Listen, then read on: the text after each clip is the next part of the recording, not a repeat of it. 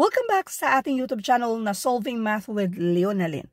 So ngayon, 23, 25, 30, 40, 57. Ano naman kaya yung next? Number series tayo. Maraming ganito sa mismong civil service exam. Hindi yan bababa sa 10. Meron din sa NAPOLCOM at yan ay hindi bababa sa 5.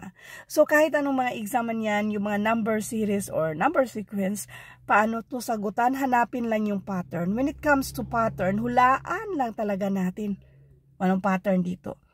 Now, kung napapansin nyo ito, dahan-dahan siyang umakyat. So kung dahan-dahan, ang unahin nating hanapin ay yung mismong difference. So, paano kukunin yung difference?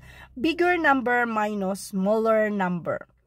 25 minus 23, this is 2. So, mag-add tayo ng 2 sa ating 23 para maging 25. Dito naman, ang difference ay 5. So, mag-add tayo ng 5 para maging 30. Ang difference dito, obvious na 10. So, this is plus 10. Dito naman ay plus 17. Ang tanong, ilan kaya yung i-add natin sa ating 57 para makuha natin yung hinahanap natin dito? Meron ba kayong obvious na nakikitang pattern dito kapag wala doon ulit tayo sa difference nila? So, ang difference dito, bigger number minus smaller number, this is 3. Ang difference dito ay 7.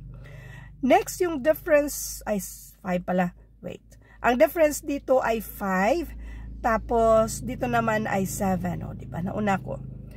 So, kung dito lang sa 3, 5, 7, aba, obvious yan na mga odd numbers.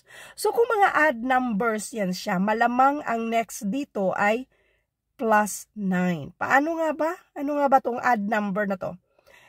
Ang mga difference kasi dito, parihong 2 yan siya. Kaya yung next ay 9. So, increasing odd numbers. Yung 9 na yan, yan yung i-add natin sa ating 17. So, we have 17 plus 9 equals 26.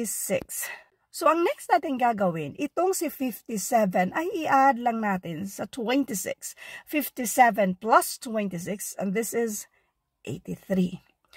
Yung mga ganitong pattern, halos hindi yan nawawala sa lahat ng mga, lalo na sa civil service exam, kasi doon sa civil service exam, masyadong marami yung numbers series doon, mga nasa 10 or mahigit pa.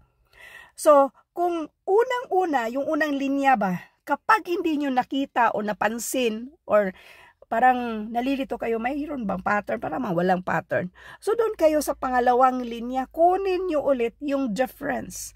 Otherwise, kung napapansin nyo naman na pwede namang na-double, o di i-multiply natin. Kung paano tayo mag-multiply or mag-divide, bigger number tapos, or yung magkasunod ba, pwede nating i-divide sila or i-multiply, mga ganyan. So, anyway, ang ginawa lang natin dito ay kinuha natin yung difference hanggang meron tayong obvious na pattern. So, ang pinaka-obvious na pattern dito ay yung increasing odd numbers. Thank you for watching, and all I hope na meron kayong natutunan sa videong ito.